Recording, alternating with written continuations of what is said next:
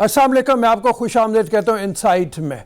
मुल्क में पहले ही हफ्ते में इन्फ्लेशन 21% से ज़्यादा बढ़ गई है, जिसकी बुनियाद के ऊपर आलू, घी, आटा, दालें ये सब महंगी हो गई हैं। इसकी वजूहात क्या हैं? अगर एक तरह से देखा जाए तो हमारे वज़ीर ख़जाना भी ये कह रहे थे कि मुश्किल वक्त गुजर गया है और अब स्टेबिलिटी आनी शुरू होगी और चीज़ों की कीमतें कम होंगी, लेकिन चीज़ों की कीमतें बढ़ती चली जा रही हैं और इसमें अभी इजाफा और होना, इस ख्याल से हमें ख़तरा लगता है कि जब हमें बिजली के रेट बढ़ाने हैं हर महीने, हमें पेट्रोल के ऊपर लेवी बढ़ानी है हर महीने, तो उस इजाफे के साथ चीज़ों की कीमतें और बढ़ेंगी। इन्फ्लेशन इतनी ज़्यादा तेज़ी से क्यों बढ़ रही है? एक हफ्ते में ही 21% से ऊपर क्यों पहुंच गई है? ये क्या तोहफ़ा है जो आवाम के सर पे बम की तरह गिरा है? इसके बारे में बात करते हैं। सलमान शाह साहब, साबिक वज़ीर ख़जाना, हमारे साथ मौजूद हैं, उनसे चल के। अस्सलाम वालेकुम सलमान शाह साहब। जी वालेकुम अस्सलाम। सर क्या हाल है? आप ठीक हैं? ये फरमाइए कि जनवरी के पहले हफ्ते के जो आदाद शुमार आए हैं उसके तहत 21.38% महंगाई बढ़ गई है। इसकी क्या वजूहात हैं? साल शुरू होते ही एकदम से ये बम जो गिरा है आवाम के सरों के ऊपर, इसको कैसे देखते हैं आप?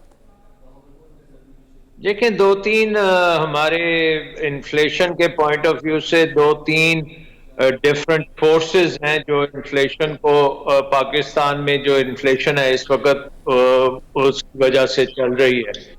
सबसे पहले तो हमारा जब इमीडिएट IMF के साथ प्रोग्राम हुआ और उसके पहले ही हमने डिवैल्यूएशन जो की थी रुपए की, एक मार्केट बेस्ड एक्सचेंज रेट पे जाने के लिए जो रिक्वायरमेंट थी IMF की, उसकी वजह से हमारे जब रुपए की कीमत बहुत ज्यादा गिरी तो उससे एक तो इन्फ्लेशन आई। वो पहला राउंड था इन्फ्लेशन का और वो तकरीबन 10 महीने से एक साल का पीरियड होता है जिसमें वो जस्ट होती है इन्फ्लेशन और वो सारी इकोनॉमी में गुजरती है। रुपए की कीमत जब बढ़ती है, पर्टिकुलर आपकी एनर्जी प्राइसेस जो हैं और फूड प्राइसेस ये इंक्रीज होती हैं। तो ये पहला राउंड था और ये आप इसको एट्रीब्यूट कर सकते हैं पाकिस्तान के बैरून मुल्क कर्जों के बोझ के ऊपर जो जरूरत ज्यादा है और उनकी फाइनेंसिंग करने के लिए और उनको रीफाइनेंस करने के लिए आपको IMF के पास जाना पड़ता है।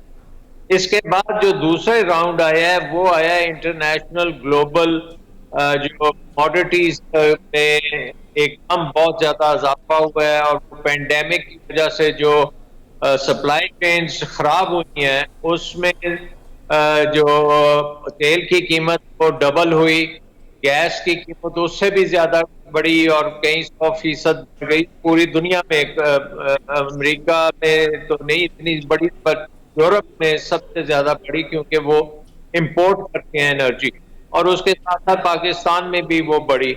तो ये जो इंटरनेशनल इम्पैक्ट है ये अब करंट जो इन्फ्लेशन आप देख रहे हैं ये इसके साथ चल रही है। और तीसरी चीज ये है कि जब हम IMF के साथ दोबारा से प्रोग्राम में जा रहे हैं और उसको फाल करने की कोशिश कर रहे हैं तो उनके जो ओरिजिनल टारगेट्स थे उनके ऊपर हमें जाना पड़ रहा है और उसमें बिजली की मद में भी टारगेट्स हैं कि हम अपनी बिजली का जो कॉस्ट है वो पास ऑन करेंगे पूरे कंज्यूमर्स को और सर्कुलर डेट जो है उसको कम करेंगे। इसका मतलब ये है कि पहले जो आप सब्सिडीज देते बिजली में वो सब्सिडी खासी कम करने की आपकी एग्रीमेंट है विद द IMF, उसकी वजह से भी ये चीजें हो रही हैं। उसके साथ साथ जो आपका बजट में खसारे थे जो रीजनली आपने टारगेट किए थे और पेंडेमिक की वजह से वो थोड़े से स्लो हुए हैं, उनको आपको दोबारा ऊपर करने की जरूरत है, जिसकी वजह से तेल की कीमतों में भी आपको इजाफा करना पड़ रहा है क्योंकि आपको जो पेट्रोलियम डेवलपमेंट लेवी है उसके मद जो आपने टारगेट किया हुआ है वो सारे का सारा लेना है। अब ये सारी चीजें जो हैं ये तकरीबन हुकूमत की कंट्रोल में नहीं है, ये इंटरनेशनल प्रेशर्स हैं, तेल की कीमत के प्रेशर्स हैं और पाकिस्तान की इकोनॉमी के जो स्ट्रक्चरल डिफेक्ट्स हैं पर्टिकुलरली एनर्जी सेक्टर में क्योंकि आपको पता है कि इस वक्त हमारा जो एनर्जी है जिसमें बिजली भी आती है और जिसमें तेल भी आता है जो ट्रांसपोर्ट के लिए इस्तेमाल होता है, और वो तेल बिजली बनाने के लिए इस्तेमाल होता है, वो सब का सब इम्पोर्टेड है। और इम्पोर्टेड जो है वो महंगा है, और उसकी आपने कुछ हद तक तो उसको आप अब्जॉर्ब कर सकते हैं, लेकिन अल्टीमेटली हुकूमत को वो बोझ आगे भेजना पड़ता है। और ये स्ट्रक्चरल डिफेक्ट जो है ये इसलिए है क्योंकि हमने बड़े अरसे से कोई डैम नहीं बनाया, 40 साल हो गए नया बड़ा डैम नहीं बना। उसके बाद हमने सोलर एनर्जी पे इतना नहीं किया। हमारी एनर्जी में रिन्यूएबल एनर्जी सिर्फ जो है सोलर को अगर आप देखें तो 1% है, और बाकी दुनिया आप 25 और 30% तक इस सोलर एनर्जी को ले गई है। अब हमें सोलर में भी जाना पड़ेगा, लेकिन मसला ये है कि हमने बड़े बड़े कॉन्ट्रैक्ट कर रखे हैं, 30 साल के कॉन्ट्रैक्ट्स हैं जो कोयले के हैं या तेल के हैं या गैस के हैं, और वो सारे इम्पोर्टेड हैं, और उसकी बिजली जो है वो आपको इस्तेमाल करनी पड़ती है, और वो बहुत महंगी बिजली है, और वो पाकिस्तान की इकोनॉमी को खासा नुकसान भी पहुंचाती है। तो बहुत कॉम्प्लिकेटेड एरिया है, और इन्फ्लेशन जो है ये अवाम पे गिरती है क्योंकि पॉलिसी जो है हिस्टोरिकली उन्होंने पाकिस्तान को एनर्जी इंडिपेंडेंट नहीं किया।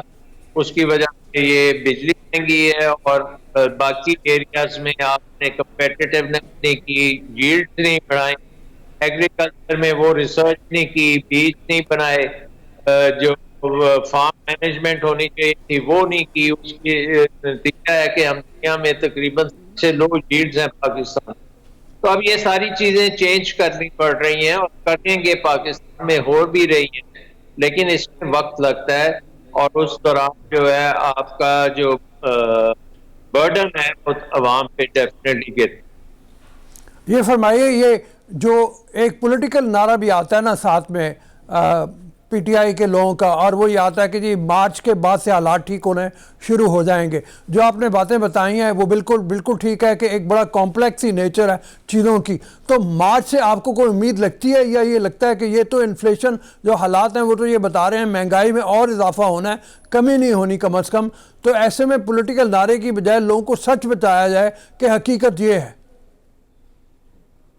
आई थिंक एक चीज जो है जो इंटरनेशनली कही जा रही है वो ये है कि तेल की कीमतें जो हैं और गैस की कीमतें ये शायद थोड़ी नीचे आ जाएं, क्योंकि जो डिसरप्शन थी इस वक्त इनमें वो खत्म हो रही है।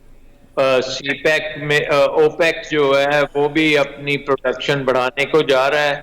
अमेरिका में इस वक्त सबसे ज्यादा बड़ा एलएनजी एक्सपोर्टर अमेरिका बन चुका है, और वहां पे एलएनजी की पैदावार में इजाफा हो रहा है। शेल गैस जो है वो वापस आ रही है। तो उम्मीद तो ये है कि तेल की कीमतें कुछ गिरना शुरू होंगी, और अगर अगले 2-3 माह में ये गिर जाती हैं तो उसका हमारे पे जरूर डेफिनेटली एक इम्पैक्ट आएगा। लेकिन बड़ी बात ये है रऊफ साहब के जो होनी थी इन्फ्लेशन वो हो चुकी है, अनलेस कोई नई चीज आए जो इन्फ्लेशन को आगे चलाए। सो आई थिंक ज्यादा मुश्किल वक्त गुजर गया है, अब आहिस्ता आहिस्ता ये बेहतरी की तरफ जाएगा। हाँ, लेकिन शाह साहब ये फरमाइए कि मुश्किल वक्त तो गुजर गया, लेकिन अभी हमने तेल की कीमत 30 रुपए तक बढ़ानी है, लेवी जो है 4 रुपए हर महीने इजाफा करना है। इसी तरह बिजली के यूनिट्स भी, उनमें भी हमने पर यूनिट इजाफा करना है। तो जब ये दोनों होंगे तो मुश्किल वक्त ज़्यादा नहीं आएगा? जी, उसकी वो डिपेंड करता है। अगर इंटरनेशनल कीमतें जो हैं तेल की वो 20 से 25% कम हो जाती हैं तो ये जो है फिर आपको ऑटोमेटिकली आपका पेट्रोलियम डेवलपमेंट लेवी जो है वो कलेक्ट होनी शुरू हो जाएगी, और आपको फर्दर प्राइसेस इंक्रीज नहीं करनी पड़ेंगी।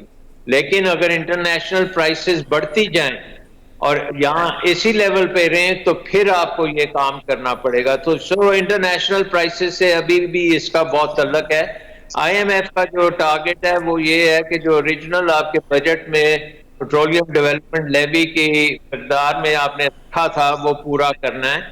और वो पूरा अगर इंटरनेशनल प्राइसेस गिरती हैं तो उससे भी पूरा हो सकता है, अगर वो नहीं गिरती तो फिर आपको ये कीमतें बढ़ानी पड़ेंगी। अच्छा, ये फरमाइए कि एक तरफ तो ये इंटरनेशनल प्रेशर जो हमारे ऊपर आ रहा है वो ये है, दूसरी तरफ मुल्क के अंदर देखा जाए तो बहुत सी चीज़ों का क्राइसिस है। जैसे खाद का बहुत बड़ा क्राइसिस आया हुआ है और उसकी वजह से खाद की प्राइसेस बहुत ज़्यादा बढ़ गई हैं। अब अगर इतने महंगे दामों खाद ख़रीदेगा किसान, तो जिसका नतीजा ये है कि आइंदा आने वाली गंदम की फसल के ऊपर भी उसका असर पड़ेगा और वो भी महंगी होगी। तो ये ज़रूरी अजनास के भी तो महंगे होने के चांसेस हैं ना ज़्यादा। जी देखिए, एक बात तो है कि हमारे जो एग्रीकल्चर में आपको पता है कि हुकूमत हर कीमत हुकूमत सेट करती है और हुकूमत ही प्रोक्योरमेंट भी करती है और हुकूमत ही अरेंज करती है कि फर्टिलाइजर भी आए। और तो ये एक बहुत अब कम्बरसम मेथड हो गया है, इसको आपको करना पड़ेगा, डीरेगुलेट करना पड़ेगा और एक कंपटीशन के तहत आपको ये काम करना पड़ेगा। लेकिन आप देख सकते हैं कि इस वक्त जो यूरिया है उसकी तो प्रोडक्शन पूरी तरह से हो रही है और उसमें जो इस वक्त कुछ होर्डिंग हो रही है, बट सप्लाई जो है प्रोडक्शन के तौर पे वो ठीक है। जो फॉस्फेटिक फर्टिलाइजर है उसमें मसला है, और फॉस्फेटिक फर्टिलाइजर में मसला ये है कि इंटरनेशनली डिसरप्ट हो गई सप्लाई फॉस्फोरिक एसिड की, और माइनिंग जो है फॉस्फेट्स की वो इफेक्ट हुई है और उसकी वजह से ये कुछ प्रॉब्लम्स हैं। बट ये सप्लाई चेन प्रॉब्लम्स हैं, ये भी हल हो जाएंगी। तो डेफिनेटली अगर फार्मर तक ये फर्टिलाइजर वक्त पे ना पहुंचा तो उसका इम्पैक्ट आपकी आउटपुट पे डेफिनेटली आएगा। लेकिन ये बात आपको पता है कि ये पेंडेमिक की वजह से हर चीज जिसमें थोड़ी सी इम्पोर्ट की एलिमेंट है वो इस पर बहुत डिस्टर्ब है। यूरिया के हम अपनी गैस से बनाते हैं मोर और लेस, तो इसलिए वो यूरिया की प्रोडक्शन ठीक है, लेकिन इम्पोर्टेड गैस जो है वो डिस्टर्ब हो रही है, इम्पोर्टेड ऑयल डिस्टर्ब हो रहा है और बाकी इम्पोर्ट्स भी डिस्टर्ब हो रही हैं। लेकिन आपने ये भी देखा है कि इकोनॉमिस्ट ने जो सर्वे किया है उसमें पाकिस्तान को टॉप पे रखा है उन इकोनॉमीज को जिन्होंने अपनी इकोनॉमी को बेहतर मैनेज किया और डिस्ट्रप्शन से बचाया है। लेकिन इंटरनेशनल महंगाई जो है वो एक ऐसी चीज है जिससे आपके कंट्रोल से बाहर है, और आप और 70 साल से जिस किस्म का इकोनॉमिक स्ट्रक्चर है उसको चेंज करने में आप 5-10 साल तो लगते हैं definitely. Thank you Salman Shah साहब। हम जैसे देख रहे थे कि हमारे यहाँ ये कहा जाता है हमेशा कि कम आमदनी वाले तबके के ऊपर बोझ कम से कम पड़ेगा, लेकिन हुआ यूँ है कि इस इन्फ्लेशन के असर की वजह से सबसे ज़्यादा असर कम आमदनी वाले लोगों के ऊपर पड़ा है। अब इन्फ्लेशन, शाह साहब तो ये कहते हैं कि जितनी होनी थी उतनी हो गई, अब आगे इसके चांसेस कम है, और ख़ास तौर पे अगर इंटरनेशनल मार्केट में पेट्रोलियम की प्राइसेस कुछ कम होती हैं, गैस की कीमत कुछ कम होती है, तो हमें थोड़ा सा रिलीफ मिलेगा। हम यही उम्मीद करते हैं कि ये रिलीफ मिले। पाकिस्तान के अवाम इन्फ्लेशन की वजह से या महंगाई की वजह से बहुत तंग आए हुए हैं और उस तंगी का कुछ ना कुछ इजाला होना चाहिए, चाहे वो इंटरनेशनल मार्केट के प्रेशर ही की वजह से इजाला हो कि उस प्रेशर में कुछ कमी आएगी। अभी इजाज़त दीजिए ब्रेक के लिए, ब्रेक के बाद वापस आएंगे, अगले सेगमेंट में आपसे मुलाकात होती है।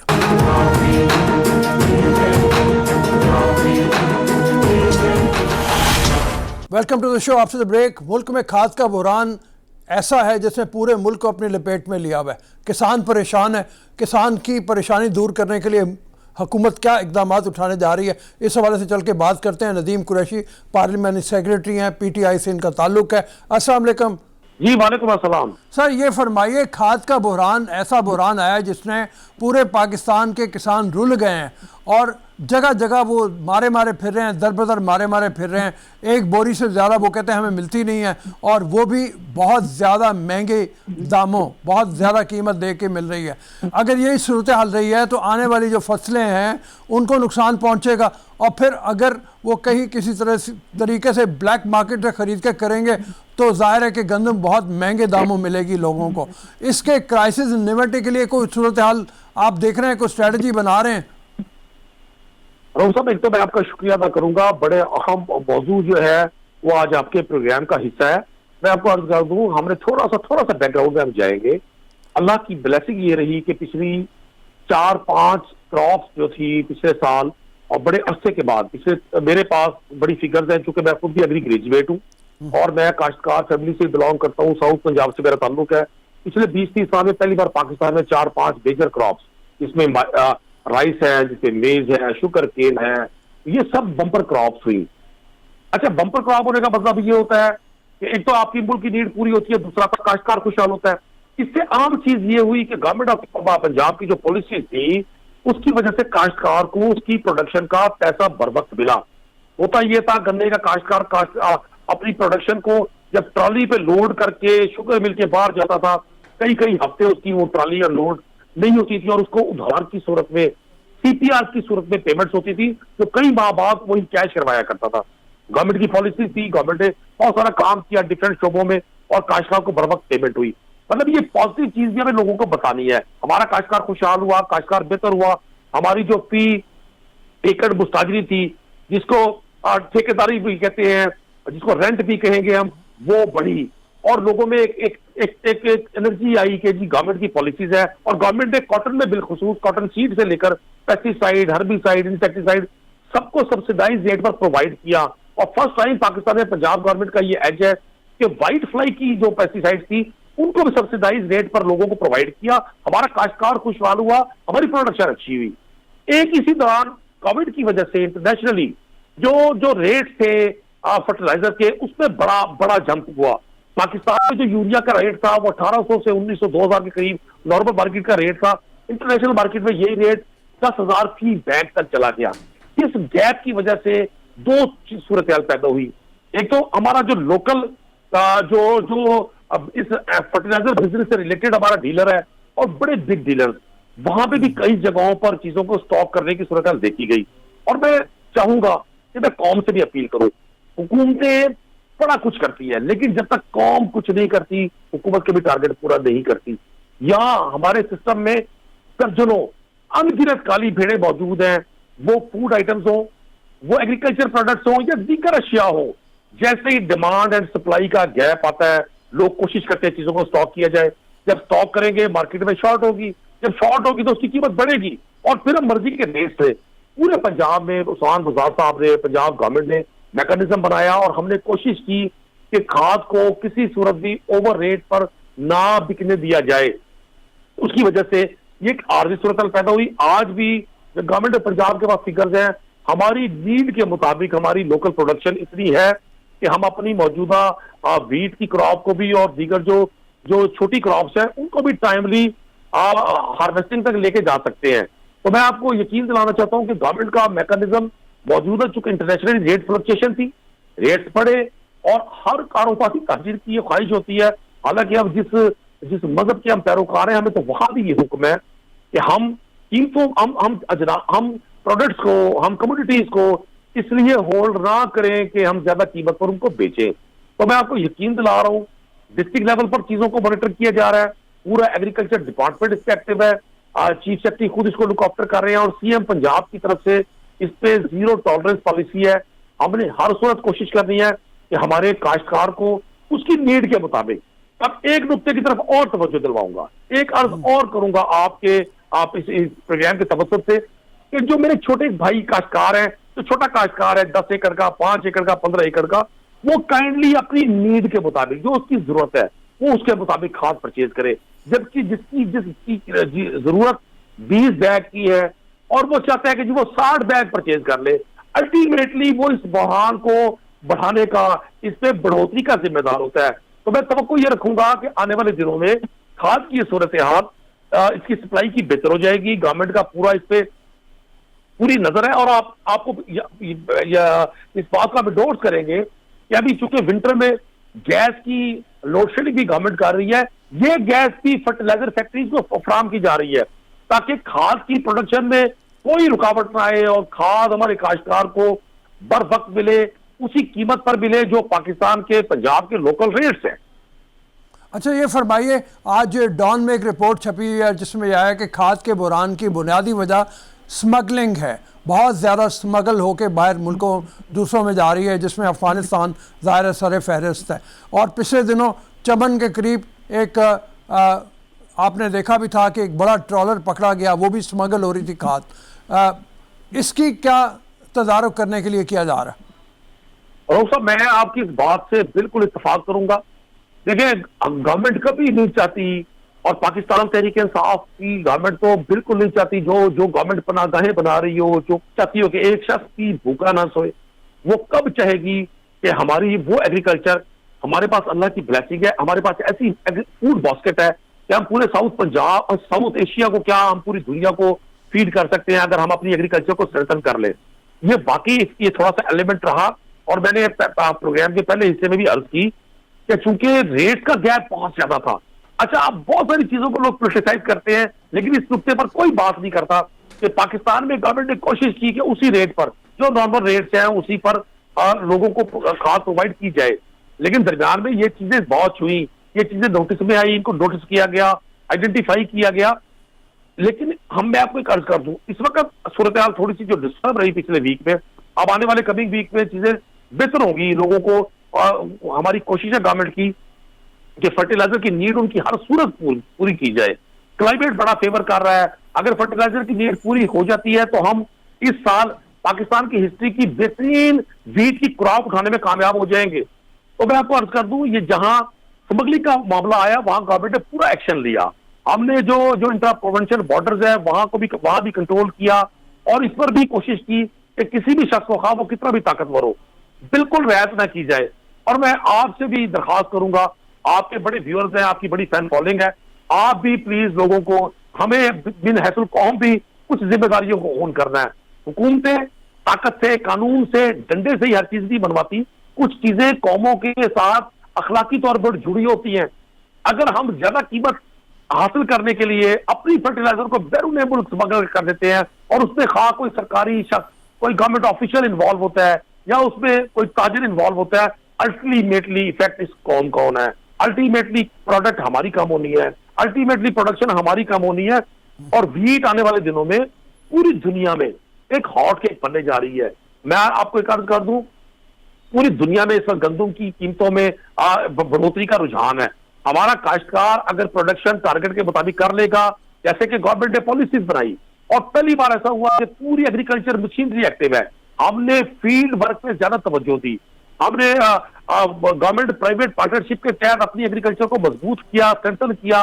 और मैं अभी भी तवक्को रख रहा हूं कि जो गवर्नमेंट की पॉलिसीज हैं, हम ना सिर्फ इस पर कोई रायत किसी के साथ नहीं करेंगे जो खाद को स्मगल करेगा, बल्कि हम कोशिश कर रहे हैं कि डिस्ट्रिक्ट वाइज जो मॉनिटरिंग टीम है वो भी वर्किंग में है, और हम अपने हर काश्तकार को, खा वो छोटा है खा वो बड़ा है, उसकी नीड को पूरा करेंगे इंशाल्लाह। अच्छा, ये तो बात बिल्कुल सही हो गई। आप ये देखिए, जो काश्तकार की शिकायत है, आप ये कह रहे हैं कि वो ज़्यादा ना ख़रीदे, वो 20 बोरी की ज़रूरत है तो वो 20 बोरी ख़रीदे, 5 की ज़रूरत है तो 5 ख़रीदे।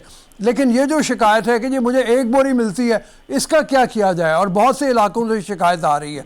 दूसरी बात ये कि खाद में कमी तो है, जिसकी बुनियाद के ऊपर 50,000 मेट्रिक टन चाइना से इम्पोर्ट की जा रही है। तो वो कमी आपके ख्याल में ये ज़रूरी है? इस वक्त हमारी प्रोडक्शन, आप कह रहे हैं कि है, पूरी प्रोडक्शन में कमी है, तो जिसकी बुनियाद के ऊपर ये आ रही है इतनी खाद।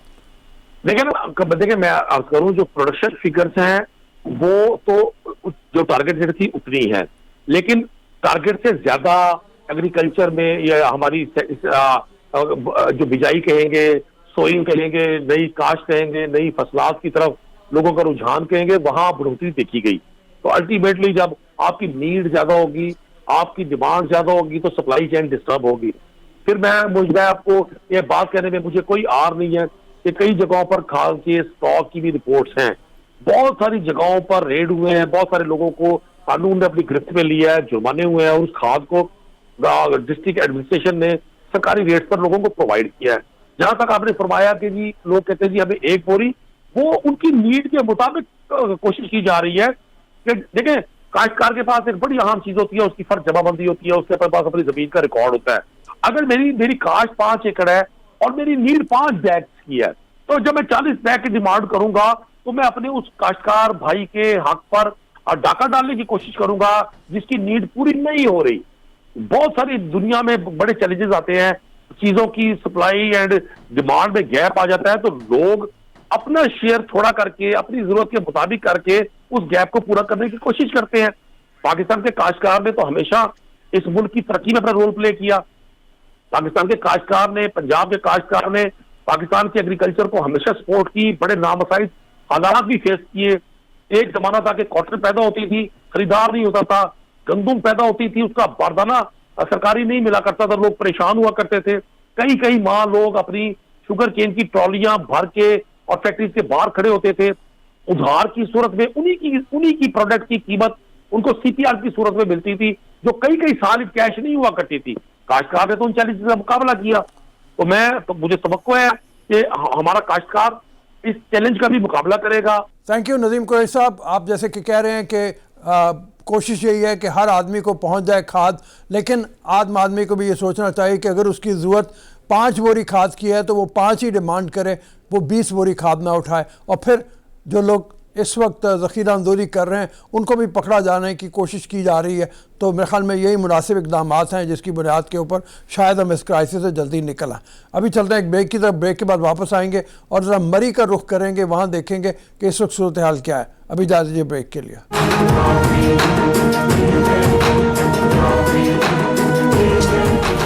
Welcome to the show after the break. मरी के साने के हवाले से इस वक्त सूरत हाल क्या है, इसके लिए हम मरी का रुख करेंगे। लेकिन एक बात तय है कि ये नाअहली जहाँ इंतज़ामिया की है वहाँ आम लोगों की भी है कि उन्होंने बगैर ये प्लान किए हुए, जबकि हम पहले भी बात कह चुके हैं कि 3-4 दिन से महकमा मौसमियात ये बता रहा था कि मरी में शदीद बर्फ़बारी होगी और लोग अनप्लान्ड अंदाज में उस तरफ को चल पड़े। इंतज़ामिया की भी नाअहली कि उन्होंने लोगों को रोका नहीं। उनको चाहिए ये था कि फौरी तौर पे बाड़ें लगा के या कोई हर्डल बना के उनको रोका जाता और उनको वहाँ ना जाने दिया जाता, जिसकी बुनियाद के ऊपर इतनी अम्बात वहाँ पे हो गई और इतना नुकसान हुआ। हम चलते हैं मरी में अपने नुमाइंदे तुफैल की तरफ, देखते हैं कि वो इस वक्त हमें क्या बताते हैं। अस्सलाम वालेकुम तुफैल, ये फरमाइए कि रात भर गाड़ियाँ फंसी रही हैं, इस वक्त उन गाड़ियों की क्या पोजीशन है? जो 500-600 गाड़ियाँ फंसी हुई थी, क्या सारी गाड़ियों को निकाल लिया गया है? लोग जो थे उनको रेस्क्यू कर लिया गया है? और इस वक्त लोग कहाँ पे हैं जो गाड़ियों के अंदर फंसे हुए थे? जी, जो गाड़ियों के अंदर 600-700 गाड़ियाँ मुख्तलिफ शहरों में फंसी हुई थी, उनको निकाल लिया गया है। तमाम लोग रेस्क्यू कर लिया, तमाम लोग आबादी तरफ रुख कर रहे हैं। सुल्ताना से जीका गली से एक्सप्रेस और बाईपास सैनी बैंक से रोड और जो दाखिली और बाकी शहर पहले मरहले इन्हें साफ कर दिया गया है, जबकि शहर में जो शहरें हाल रोड ये रोड साफ नहीं ये रोड इन पर है।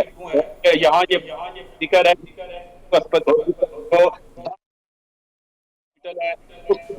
करा जाती है माल रोड पे, वो भी अभी तक बंद है। रेस्क्यू 1122 के जो टीमें हैं, अगर किसी मरीज को लाती हैं, किसी बीमार को लाती है, तो उनके लिए इस शराह पर चलना मुश्किल हो गया है। वो गाड़ी को एक साइड पे पार्क करके लोगों को स्टेशन पर DHQ पहुंचा रहे हैं। अच्छा, और जो लोग थे गाड़ियों के, जिनको पहले तो फौजी छावनियों में रखा गया था, अब वो लोग क्या वापस भेज दिए गए हैं या अभी तक उनमें से कोई जख्मी जो हैं वो मौजूद हैं हॉस्पिटल्स में? ये तमाम जो लोग हैं उनको जो है वो रात के छावनियों में रखा गया है और अभी वो तमाम लोग अपने अपने आबाई इलाकों की तरफ रवाना हो गए हैं और तमाम लोगों को अपने अपने आबाई इलाकों की तरफ रवाना कर दिया गया है। ज्यादातर जो रेस्क्यू किए गए जो टूरिस्ट हैं उनको ये एडवाइस की गई है कि वो एक्सप्रेस वे इस्तेमाल करें और एक्सप्रेस वे के रास्ते वो अपने आबाई इलाकों की तरफ जाएं, क्योंकि एक्सप्रेस वे पर सिर्फ 2 किलोमीटर पर बर्फ पड़ती है, बाकी पूरी एक्सप्रेस वे पर कहीं भी बर्फ नहीं पड़ती, ताकि वो रास्ते में कहीं और किसी और मुश्किल में का शिकार न हो जाए। अच्छा, ये फरमाइए कि जो जितनी डेड बॉडीज थी वो भी सारी वापस जा चुकी हैं, उनको उनके आबाई घरों में भिजवाया जा चुका है? जी बिल्कुल, जितनी भी डेड बॉडीज थी उनको अपने आबाई इलाकों में पहुंचा दिया गया है। तमाम डेड बॉडीज जो है वो अपने अपने आबाई इलाकों में पहुंच चुकी हैं। रेस्क्यू 1122 की टीमों ने जो डेड बॉडीज थी उनको अपने अपने आबाई इलाकों में पहुंचा दिया और तमाम जो डेड बॉडीज थी, जो उनकी गाड़ियां थी, उनको भी रेस्क्यू कर लिया गया। उनके जो लवाहिकीन आएंगे उनको वो डॉक्यूमेंट दिखाएंगे तो उनकी वो गाड़ियां भी वापस कर दी जाएंगी। और कि जो उनके पास से जो नकदी निकली है, जो और कीमती चीजें हैं, मोबाइल हैं, वो भी इंतजामिया के पास हैं और वो आके शिनाख्त करेंगे उनके लवाहिकीन, तो उनको वो चीजें भी वापस कर दी जाएंगी। अच्छा, ये फरमाइए, आखिरी जो वक्त में बहुत से लोगों के इंटरव्यूज़ जो चले चैनल्स पे, उससे पता चला कि सबसे ज़्यादा लोगों को गिला है होटल इंतज़ामिया से मरी की, और वो कहते हैं कि उन्होंने बिल्कुल कॉपरेट नहीं किया। जैसे उन्होंने देखा बर्फ़बारी ज़्यादा तेज़ हो गई है तो उन्होंने अपने कमरों के किराए 50-50 हज़ार रुपये कर दिए। ये गिला किस हद तक जायज़ है? लोगों की शिकायत किस हद तक जायज़ है? देखें, जो लोग बर्फ में फंसे हैं उन्होंने ऑलरेडी होटलों पे बुकिंग करवाई हुई थी। वो इस वजह से उन्होंने रात गाड़ियों में नहीं गुजारी कि होटलों के किराए ज्यादा हैं। वो 3-4 दिनों की उनकी बुकिंग थी। वो रास्ते में जिनको वो गलियात के हैं, दूसरे सियासी मकामात का सैर करने के लिए जब सुबह निकले हैं तो शाम को वो दोबारा होटलों के कमरों में नहीं पहुंच सके हैं। तो ये गिला तो टूरिस्ट की तरफ से कोई सामने नहीं आया कि कोई होटल के सामने गाड़ी पार्क हुई हो या होटल किसी होटल में वाले ने उनको कमरा ना दिया हो तो उनकी मौत वाक़या हो गई हो, या वो होटल के वजह से किसी जगह फंस गए हों। तमाम होटल जो है वो मुख्तलिफ होटल है, मुख्तलिफ उनकी कैटेगरीज हैं। बाद होटलों के किराए जो है वो कम है, बाद के ज्यादा हैं, बाद के दरमियाने हैं। होटलों के किराए मुख्तलिफ हैं, मुख्तलिफ स्टेटर के होटल हैं। तो ये बात किसी तरह भी जाहिर नहीं है कि होटलों के किराए इतने ज्यादा थे इसलिए लोग गाड़ियों में बैठे रहे और लोगों की मौत हो गई। ये मन गढ़ंत बातें हैं और ये प्रोपेगेंडा है सियासी मकाम के खिलाफ। अच्छा, ये फरमाइए कि क्या बुज़दार साहब वहाँ पे पहुँचे हैं? उन्होंने आके जायज़ा लिया है सारी सूरत हाल का खुद? जी, वज़ीर आला पंजाब आज सुबह बदरिया हेलीकॉप्टर गड़ियाल पहुंचे और गड़ियाल पहुंचकर उन्होंने गड़ियाल केंप में ही एक आला सतही मीटिंग की जिसमें तमाम महकमों के सरबराहान मौजूद थे। वहाँ उनको ब्रीफिंग दी गई कि ये सानिया किस तरह पेश आया, कौन कौन लोग इसमें जिम्मेदारान हैं और तमाम तफसीलात उनको दी गई। और जिस पर वज़ीर आला पंजाब ने कहा कि जो लोग जिम्मेदारान होंगे उनके खिलाफ जो कमेटी जो जिनको पॉइंट आउट करेगी उनके खिलाफ सख्त तरीन महकमाना कार्रवाई की जाएगी। अब तक की जो हमारी जो तजवीज़ है कि इसमें सबसे ज्यादा जिम्मेदार वो महकमा हाईवे है जिसने बर वक्त मशीनरी को मूव न किया, जिसके बाद सड़कों पर गाड़ियां आ गई और गाड़ियां आने के बाद ट्रैफिक जाम हो गई और जो जहां था वहीं फंस कर रह गया, जिसकी वजह से यह सानिया रूनमा हुआ। चाहिए तो ये था कि वफाकी सूबाई वज़ीर मवासलात, सूबाई वज़ीर एहतियात की जो निगरानी में कमेटी बनाई जाती और वो इस सारे प्रोसेस को मॉनिटर करती, लेकिन ऐसा नहीं किया गया जिसके बायस ये इतना बड़ा सानिया रूनमा हुआ। और लोग जो हैं इस वक्त मरी के, उनके जज्बात क्या हैं? ज़ाहिर है इससे आइंदा आने वाले दिनों में सियासी मकाम को बहुत सख्त नुकसान पहुंचेगा क्योंकि लोग अब उस तरफ का रुख नहीं करेंगे। उनको जो लोगों का गिला है, जैसे मैंने आपको वो तो पहले ही बता दिया कि वो कहते हैं होटल्स के कमरे बहुत महंगे थे, बहुत ज़्यादा थे। अब क्या इसके लिए किया जाएगा? जी, मरी के जो मकामी लोग हैं उन्होंने जैसे ही इंतजामिया ने उन्हें ये कॉल की कि आप खुद लोग बाहर निकले हैं तो लोगों ने अपनी मदद आपके साथ लोगों को निकालने की कोशिश की, उनका खाना पहुंचाया, जिसके पास जितनी रिहाइश खाली थी उनको वो प्रोवाइड की और लोगों को अपने कांधों से उठाकर अपने सहारा देकर अपने अपने घरों तक ले गए, अपने अपने होटलों तक ले गए। जाहिर बात है जब इतना बड़ा सानिया होता है तो एक सियासी मकाम की जो रौनकें हैं वो मान पड़ जाती हैं। और इस वक्त भी यही सूरत हाल है कि मरी जो बैनुल अक़वामी सियासी मकाम है इसकी रौनकें मान पड़ चुकी हैं। तमाम सियाह जो अपने अपने आबाई इलाकों की तरफ जा चुके हैं और अब ये एक सोचे समझे मंसूबे के तहत एक प्रोपेगेंडा किया जा रहा है कि मरी अपना जाना, मरी एक मौत है, मरी मौत नहीं है। मरी पिछले 100 साल से मरी में बर्फ होती रही है, कभी भी कोई सानिया पेश न हुआ, कभी भी कोई ऐसी जराइम की वारदात सामने न आई।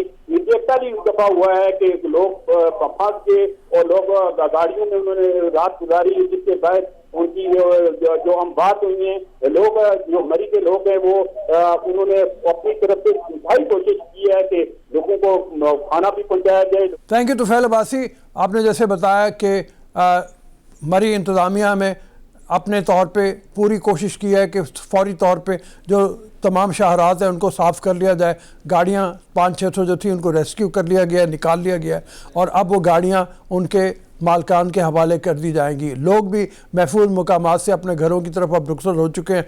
हम भी इस दुआ के साथ कि वो शाद रहें, लेकिन एक एहतियात उनके लिए लाजमी है कि आइंदा जब भी कभी मरी का ऐसे में ट्रिप अरेंज करें तो खुदा के लिए मौसमियात के जो ख़बरदार की जाने की ख़बरें होती हैं उन पर कान ज़रूर धरें और ये देखें कि आया मरी में इतने लोगों के ठहराने का इंतज़ाम है भी या नहीं है।